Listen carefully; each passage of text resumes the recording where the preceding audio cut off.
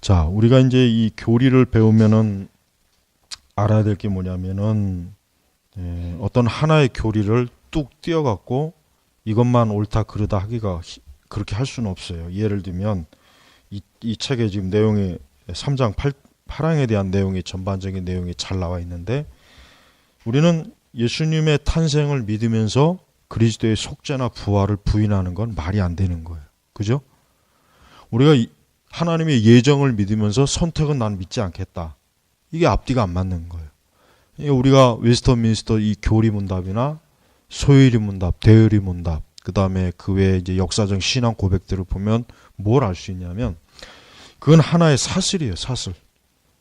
하나의 연결된 고리들이 계속해서 일관되게 체계적으로 이어온 거예요. 그러니까 나는 내가 좋아하는 뭐 하나의 특정한 교리만 난 믿으면 된다는 게 그게 말이 안 되는 거예요. 믿으려면 다 믿고 안 믿으려면 다 안 믿어야지. 선택은 믿지만 난 예정은 안 믿는다. 그러니까 지금 예를 들면 사실 뭐 지금 선택이라는 것 자체를 지금 교회들이 이해도 못하고 가르치지는 않지만 사람들은 보통 그러죠. 그냥 하나님이 날 구원하셨어. 하나님이 나를 구원하셔서 감사합니다. 근데 그 사람들한테 선택에 대한 걸 이렇게 선택 교리를 얘기하면 괜히 싫어하고 공인이 그런 교리는 좀 부담스러워하고 그런단 말이에요. 그게 말이 안 돼요. 왜 자기의 구원에 대해서 구원을 갈망하고 구원을 좋아하면서 왜 선택에 대한 교리는 왜 싫어하냐는 거예요. 그건 말이 안 되는데 그 말이 안 되는 그 너무나 그 부자연스러운 걸 당연하게 여기는 게 지금 이 복음주의 신앙의 문제가 바로 그겁니다. 그래서 우리는 다 믿든지 하나도 안 믿든지 둘 중에 하나예요. 뭐 요것만 해서 알미니안 교리가 왜 문제가 있냐면 알미니안 교리 체계는 일관성이 없는 거예요. 한마디로 얘기하면. 다른 거 어떤 것보다 일관성이 없어요. 또 칼빈주의 5대 교리 중에 뭐 나는 네 번째, 다섯 번째는 믿을 수 없다. 난 뭐 세 번째는 안 받아들인다. 이렇게 부분적으로 받아들이는 칼빈주의자들도 있는데 역시 그것도 역시 일관성이 없는 거예요. 이 다섯 가지의 물론 이게 전체 칼빈주의 개혁주의를 말하는 건 아니지만 어쨌든 이 다섯 가지의 중에 뭐 하나라도 나는 부인한다, 나는 안 믿는다 그러면 사실 나머지 네 가지도 무너지는 거예요. 야, 우리가 이 교리적 체계라고 하는 게 이래서 중요한 거예요. 이 교리를 체계적으로 믿고 받아들이는 사람은 성경의 내용을 모든 성경의 진리를 일관되게 체계적으로 믿고 안을지만 이 교리적 지식이나 교육이 없으면 이 성경의 진리 체계가 그냥 일관된 게 아니라 자기가 믿고 싶어 하는 것만 그것만 믿어. 그러니까 나머지는 무지하거나 모르거나 잘못 알고 있는 경우가 거의 대부분이고. 그러니까 그런 신앙은 어때요? 허점이 많죠. 그래서 우리 왜 이 복음주의가 문제냐면 복음주의를 가만히 살펴보면 이단은 아닌데 이단의 냄새가 나는 거예요. 그 참 묘하단 말이에요. 이거를 신천지나 뭐 통일교나 여호와의 증인이나 몰명과 같이 확실하게 이단으로 이렇게 딱 드러난 것도 아니지만 그렇다고 해서 이게 믿을 수도 없는 거예요. 회색이 회색. 이게 지금 교회가 가장 편안한 자리에 어떤 자리에 놓아 있냐? 회색지대. 확실하게 부인도 안 하지만 그렇다고 확실하게 믿는 것도 아니에요. 이게 지금 20세기의 복음주의 교회의 특징이에요. 이 복음주의 교회들은 전부 다 이런 쪽으로 다 가 있어요. 그러니까 개혁교회처럼 명확하게 교리를 내세우고 선명하게 교리를 내세우는 걸 왜 꺼려 하느냐? 그것은 왠지 모르게 부담스럽거든요. 부담스럽고 자기가 알고 있는 기독교 신앙에 맞지 않으니까. 그래서 우리는 어떤 기독교 교리를 한두 가지만 받아들이고 나머지를 부인하는 것은 그건 성경적 신앙이 아니에요. 그래서 우리가 전체를 다 받아들이는지 전체를 부인하든지 둘 중에 한 가지지. 그래서 우리가 성도의 견인 교리나 선택 교리는 이게 짝이에요. 짝. 이걸 분리시킬 수가 없는 거예요. 분리시킬 수 없어요. 또 우리는 예수 그리스도의 동정녀 탄생, 속죄, 대속, 부활, 승천, 재림 이러한 교리들 중에 어느 하나도 빠뜨리면 안 되죠. 우리는 우리는 선택도 하나님께서 창세전에 누군가를 선택한 선택 교리도 마찬가지예요. 선택 교리도 우리는 창세 전에, 그러니까 타락 전, 그러니까 저 같은 경우 이제 타락 전 선택설이에요. 그러니까 타락 후 선택설도 있고 타락 전 선택설도 있는데 내 입장은 타락 전 선택설이다. 이렇게 이제 저는 이제 그쪽인데, 그러니까 우리가 이 선택도 그렇습니다. 선택도 선택을 안 믿는다. 나는 선택을 믿지 않는다. 선택을 믿지 않는 사람은 그러면 예정도 안 믿는 거예요. 역시 마찬가지로.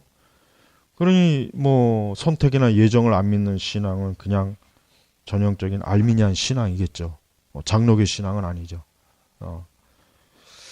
그래서 우리가 이 성경의 교리는 확실히 논리적이에요. 논리적이고 상당히 합리적입니다. 그래서 기독교 신앙은 그저 뭐 우후죽순으로 그냥 그냥 적절하게 그냥 여기저기 분산시켜서 뿌려놓은 교리가 아니라 일관된 체계가 딱 놓여져 있는 진리. 그래서 우리는 이 기독교 진리는 절대로 모호하거나 불합리하거나 비합리적이거나 비논리적인 게 없어요. 그래서 어떤 종교를 놓고 볼 때 기독교만큼 명확하고 분명하고 확증된 그런 진리 체계를 가지고 있는 종교는 다른 종교는 없어요.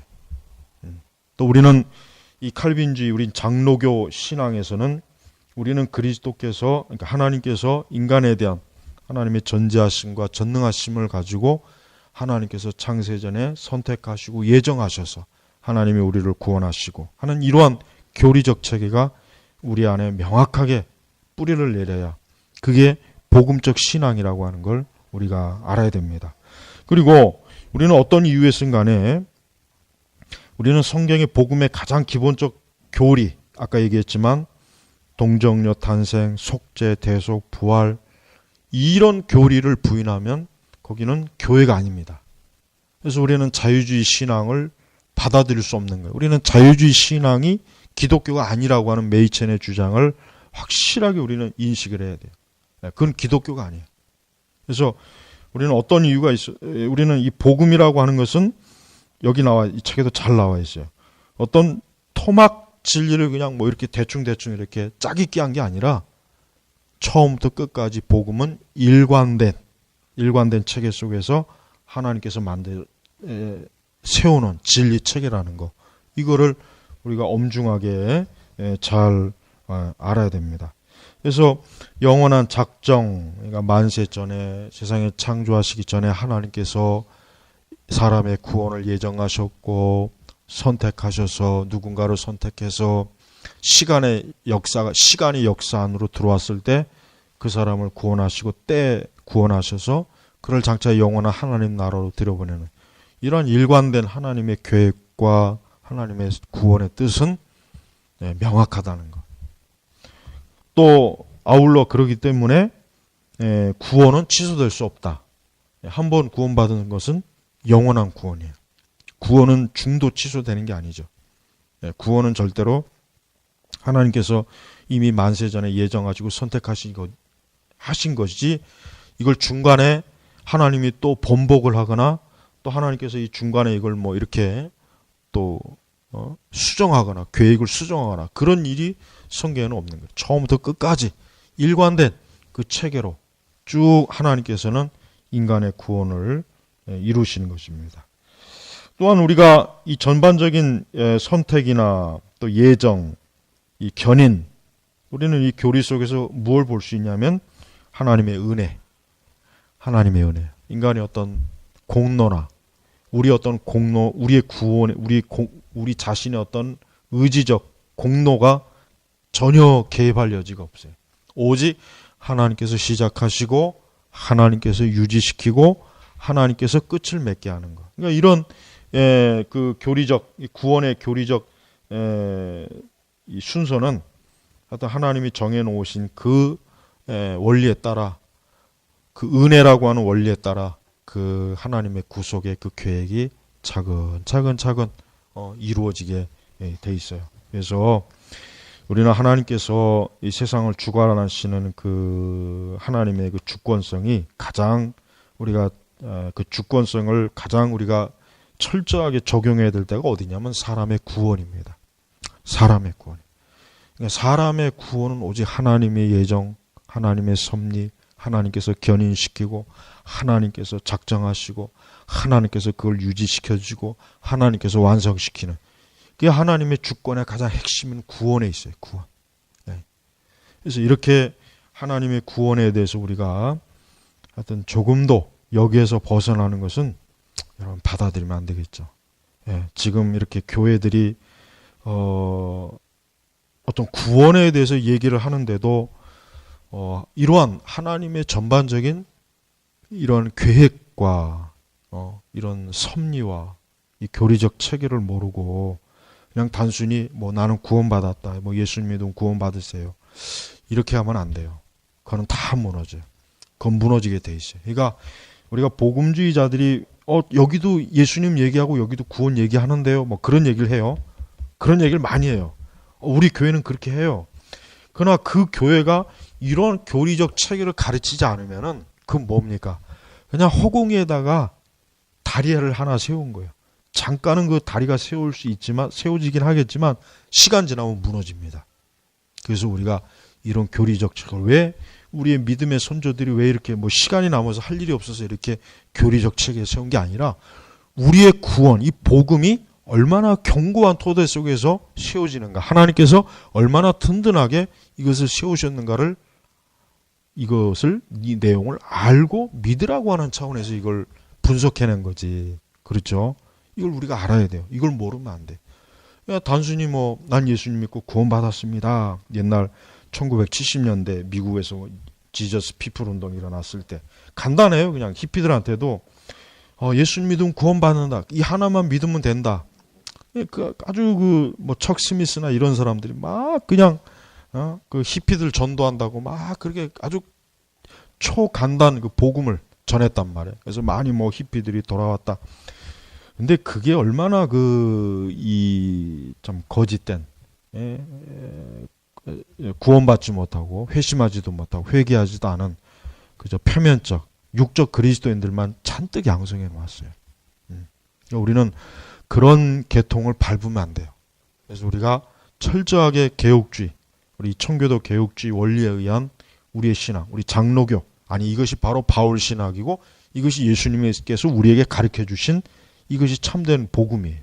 이 복음의 토대를 든든하게, 아주 튼튼하게 세우는 게 이 교회가 할 일이에요.